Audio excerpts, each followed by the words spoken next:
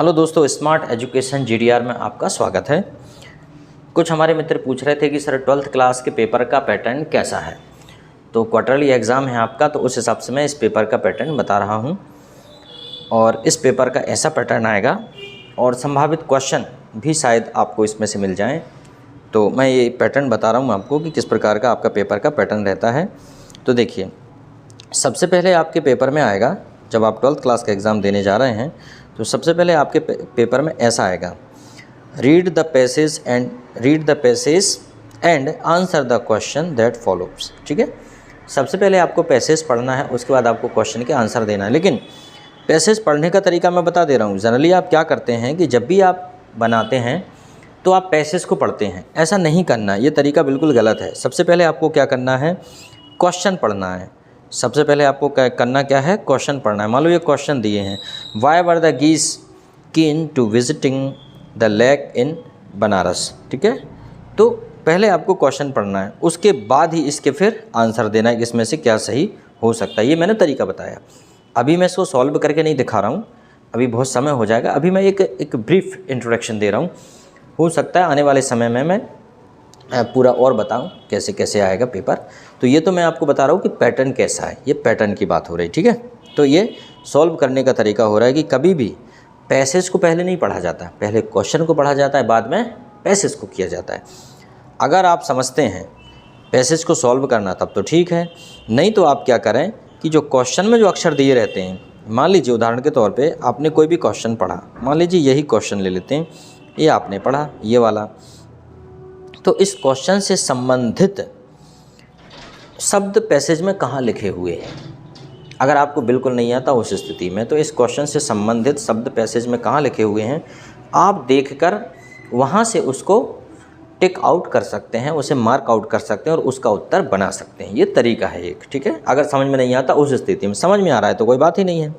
चलो, ज़्यादा समय नहीं लेंगे। तो ये हो गया क्वेश्चन। फिर उसके बाद अगला आता है आपका, read the following passage carefully and make note on it, also give a suitable title to it. मतलब यह है कि आप पैसेज को केयरफुली पढ़कर आपको नोट बनाना है। नोट बनाने का तरीका क्या है, नोट बनाने का तरीका ये है कि नोट बनाने में कभी भी पूरा सेंटेंस नहीं लिखते। नोट बनाने में सबसे पहले हमें लिखना पड़ता है टाइटल। सबसे पहले क्या लिखते हैं हम लोग, टाइटल। उसके बाद किस संबंध में बात हो रही है तो आप पॉइंट नंबर 1 करके लिख दीजिए और फिर लिख दीजिए 1.1, 1.2, 1.3, 1.4।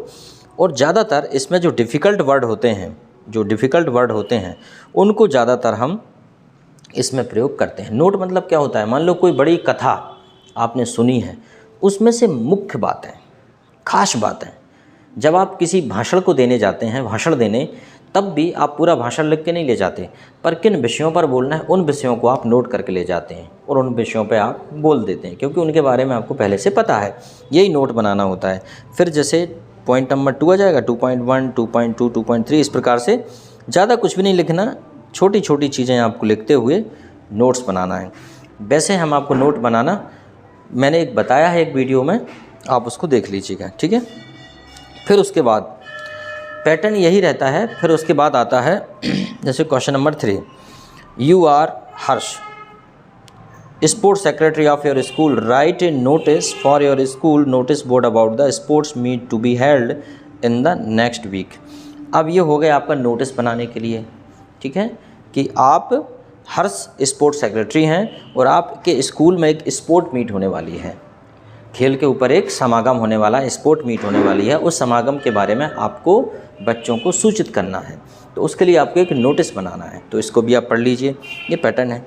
अगला है, design an attractive and effective poster against the use of drugs. ठीक है, अब देखो ये लगभग पैटर्न वही रहता है। ये सबसे अच्छा और सबसे सरल काम है कि कोई भी पोस्टर बनाना। तो सबसे पहले तो आप पोस्टर बनाने के लिए सबसे पहले तो अच्छा शानदार डब्बा बना लो, एक ऐसा इस प्रकार से डब्बा, और डब्बे के अंदर फिर बहुत अच्छे से सारी चीज़ें लिखो। अब ये अगेंस्ट द ड्रग्स कह रहे हैं, against the drugs, against the plastic भी हो सकता है, फिर कोई और भी हो सकता है, अगेंस्ट द ड्रग्स भी हो सकता है। ठीक है, या सेव एनिमल हो सकता है, don't be cruel to animal हो सकता है। ये बड़ा अच्छा और बड़ा सरल है। इसके फोकट के नंबर मिल जाते हैं, फ्री के। थोड़ी सी मेहनत नंबर ज़्यादा। तो ये चीज़ कभी छोड़ना नहीं चाहिए और ये परीक्षा में आता है, मतलब ये पैटर्न दिखा रहा हूँ मैं। क्वेश्चन नंबर 4 है जैसे you are Shubh Chauhan residing A33 Basant Kunj Gwalior write a letter to the municipal chairman complaining about the poor sanitary condition of your locality. आपकी लोकेलिटी की जो स्वच्छता है वो ठीक नहीं है, उसके संबंध में आपको नगर पालिका अध्यक्ष को चिट्ठी लिखना है। ठीक है, तो आप किस प्रकार से लेटर लिखेंगे, ये आएगा आपका फॉर्मल लेटर। ये क्या आ जाएगा, फॉर्मल लेटर की कैसे कैटेगरी में आएगा ये आपका फॉर्मल लेटर।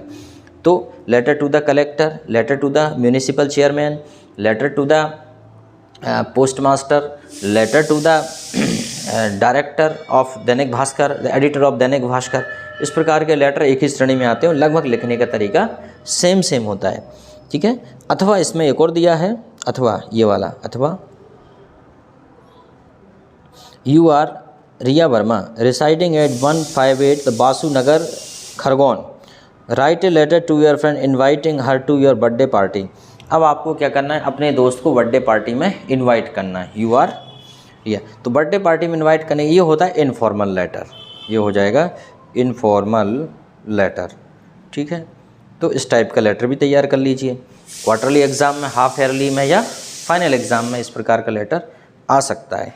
ठीक है, क्वेश्चन नंबर 5 है your school organized and inter school debate competition last month write a report of this event for your school magazines. ठीक है, your school organize and inter school debate competition last month write a report on events of your school magazines.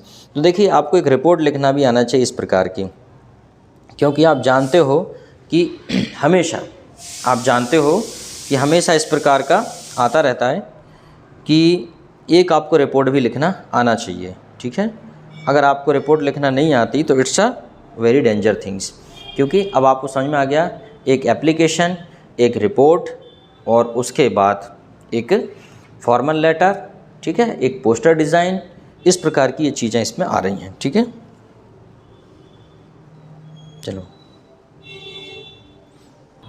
चलो अगला है।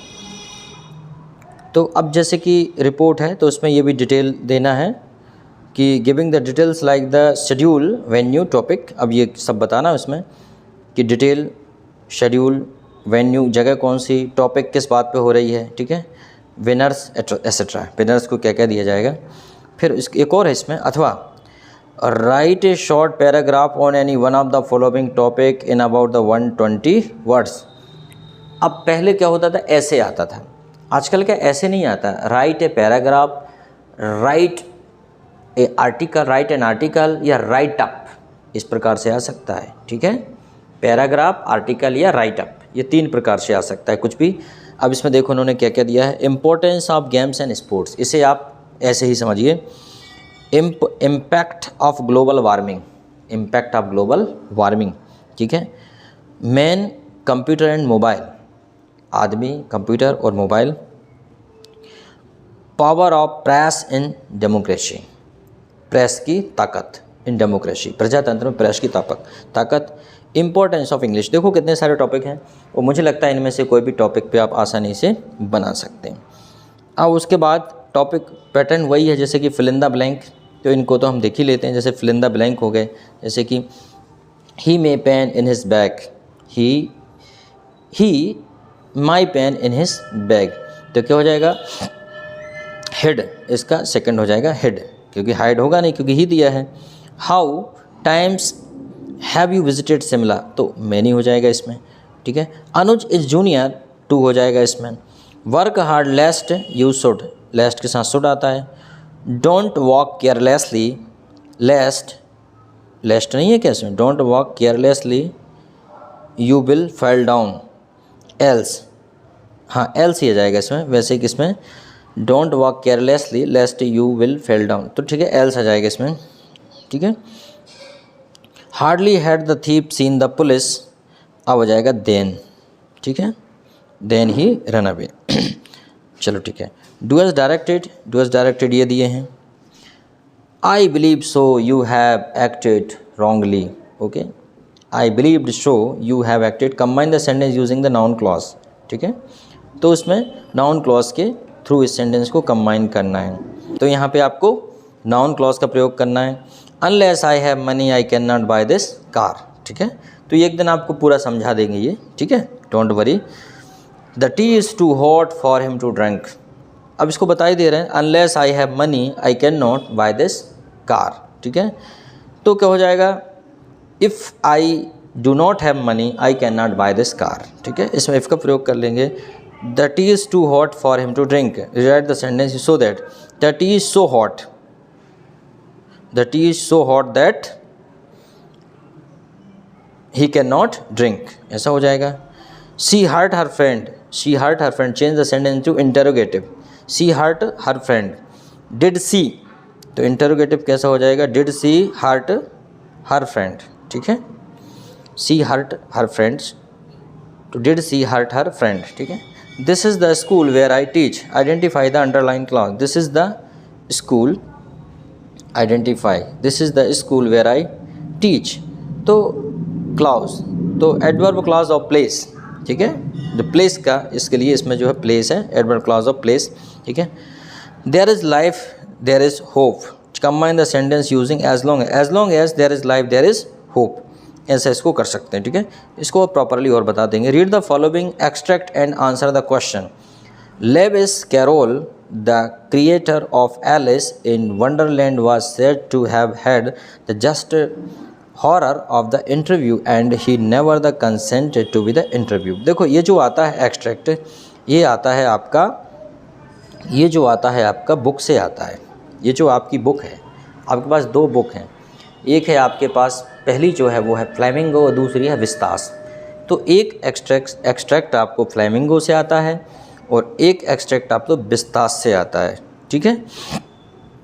तो ये जो है आपका पहला वाला, ये जो आता है आपका विस्तास से, नहीं सॉरी फ्लेमिंगो से, और ये दूसरा वाला जो है ये आता है आपका विस्तास से। ये दूसरा वाला, ये read the following extract answer the question that follows, ये विस्तास से आता है, ठीक है। और उसके बाद एक एक्सट्रैक्ट और आता है, ये आपका पोयम से आता है, ठीक है। ये चीज़ आपको पता होनी चाहिए कि एक और पोयम आती, अभी दिख नहीं रही क्या इसमें, हाँ, नेम द पोएम्स, ठीक है। हाँ, ये एक पोयम से भी आता है आपका, ठीक है।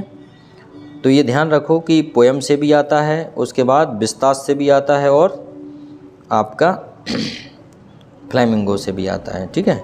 और अब क्वेश्चन आंसर की बात कर लेते हैं, फिर लास्ट में आते हैं question answer. Why does Franz not want to go to school that day, वो क्यों उस दिन स्कूल नहीं जाना चाहता था। How is Mukesh different from the other bangles maker of Firozabad, ठीक है। Why was the crofter so talkative and friendly with the peddler. Why did the servant think the Gandhi to be the another peasant. ये छोड़ो, अभी त्रैमासिक में नहीं आने वाला, ठीक है। फिर उसके बाद कुछ और बड़े 3 नंबर के प्रश्न आते हैं, जैसे कि in the poem keeping quiet what does the poet mean by say in victory with no survivors. According to John Keats how long do we experience things of beauty, ठीक है। चलो फिर उसके बाद इस प्रकार का आ सकता है, Why doesn't Charlie consider the stamp collection habit a way of escapation? फिर उसके बाद है, इसको एक्सप्लेन नहीं कर रहा हूँ मैं, सिर्फ बता रहा हूँ कि क्या पैटर्न हो सकता है पेपर का, ठीक है। उसके बाद in what condition did doctor Sadao and Hana find the white man at the sea shore, ठीक है। चलो अब आगे देखते हैं। How did the order from Berlin change the atmosphere in the school, ठीक है। अगला है Subbu has been the described as a many sided genius, list four of his special abilities, ठीक है। फिर और देखो ज़रा, फिर और क्वेश्चन आते हैं, 3 नंबर का एक, ठीक है। Right the central idea of the poem a beauty of a thing of beauty. What is the sadness that the poet refers to in the poem Keeping Quiet, ये हो सकता है। उसके बाद है इंपॉर्टेंट क्वेश्चन है, what is the significance of the title journey to the end of the earth. How did jet class C feel थे, ये नहीं आएगा ये, ठीक है। ठीक है। तो इस प्रकार से मैंने आपको आइडिया बताया कि किस प्रकार से आपका पेपर हो सकता है, तो आप इसको एक बार पढ़ लीजिएगा। ठीक है, चलो ठीक है, देखते हैं। Thank you very much, best of luck for the exam.